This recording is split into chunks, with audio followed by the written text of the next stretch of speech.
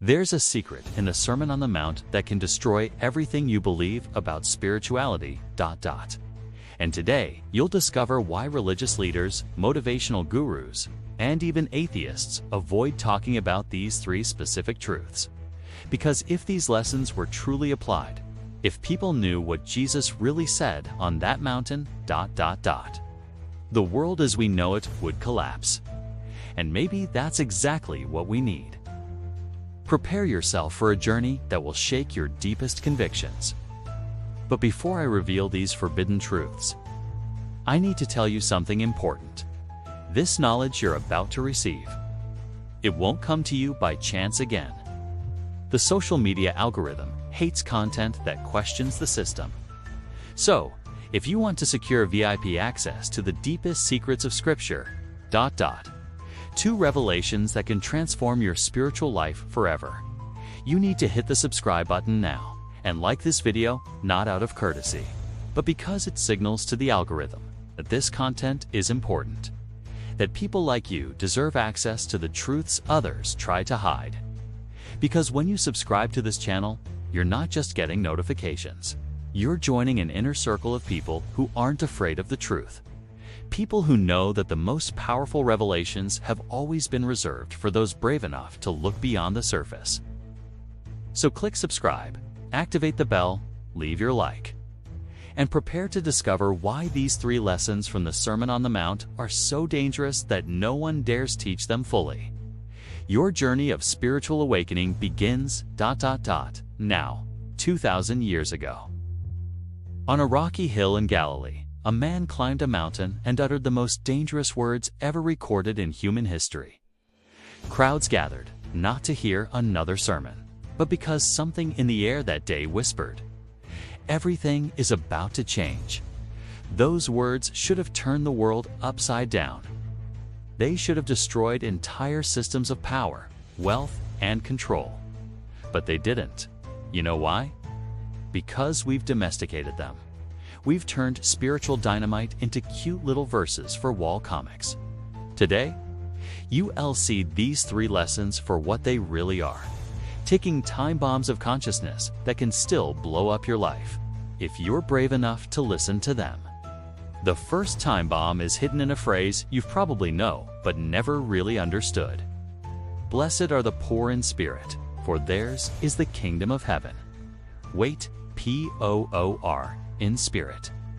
In an age where everyone sells the idea that you need to be rich in spirit, Jesus wasn't talking about cute little humility. He was declaring war on the spiritual superiority industry. Poor in spirit means those who recognize their absolute spiritual bankruptcy.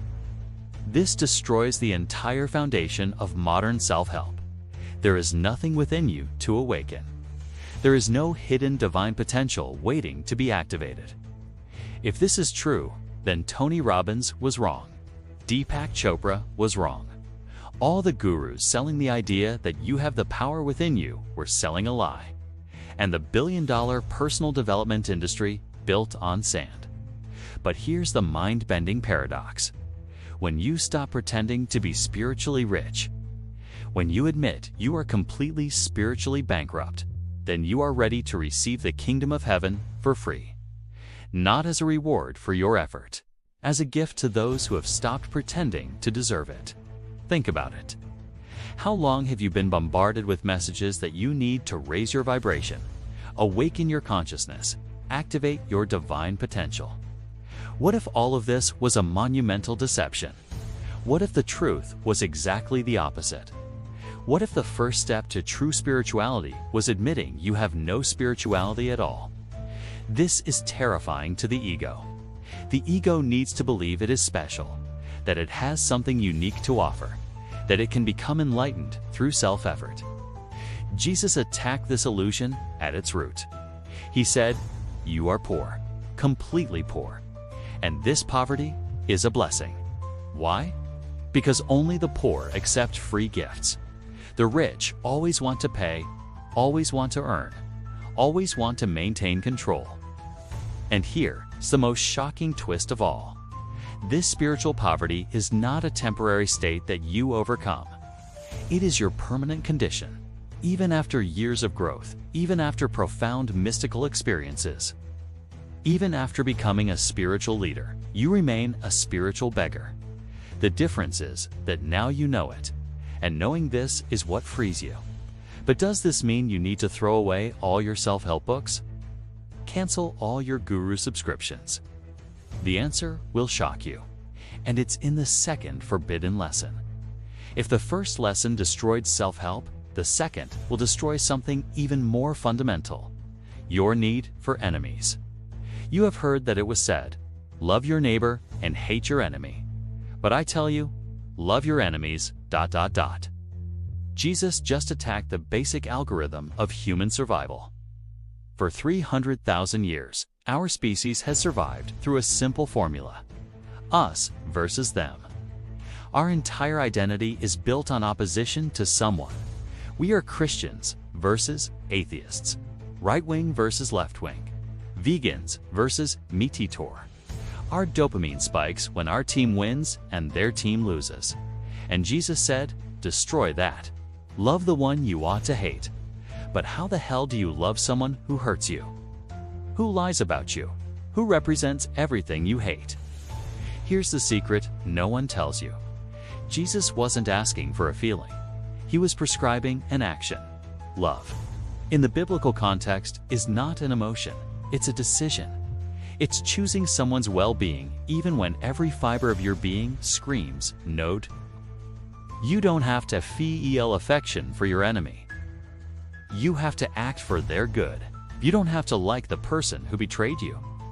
You have to want them to be happy, healthy, and prosperous.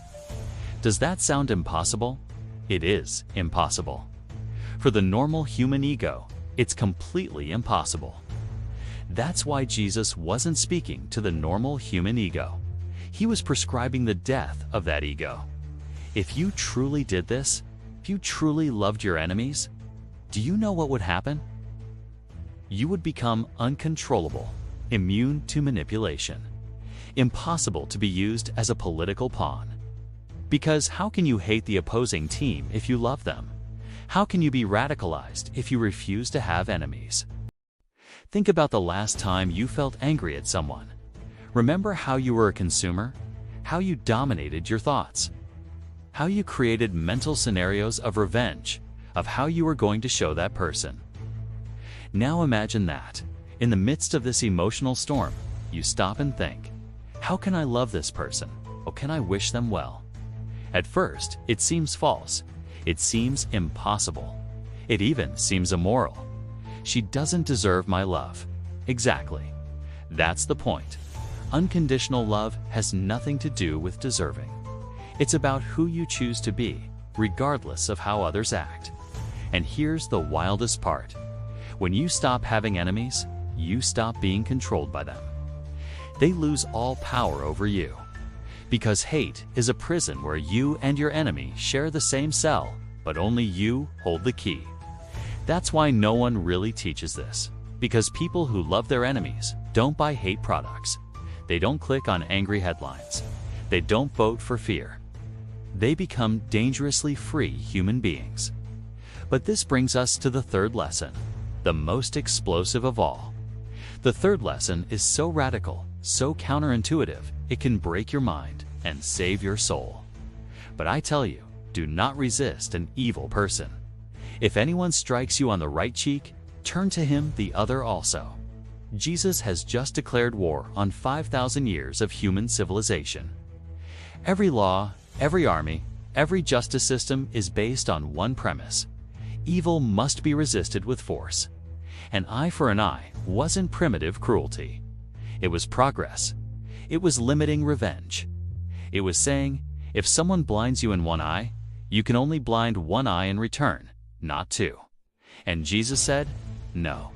0 eyes, 0 revenge. Break the cycle completely. But that's insanity, right?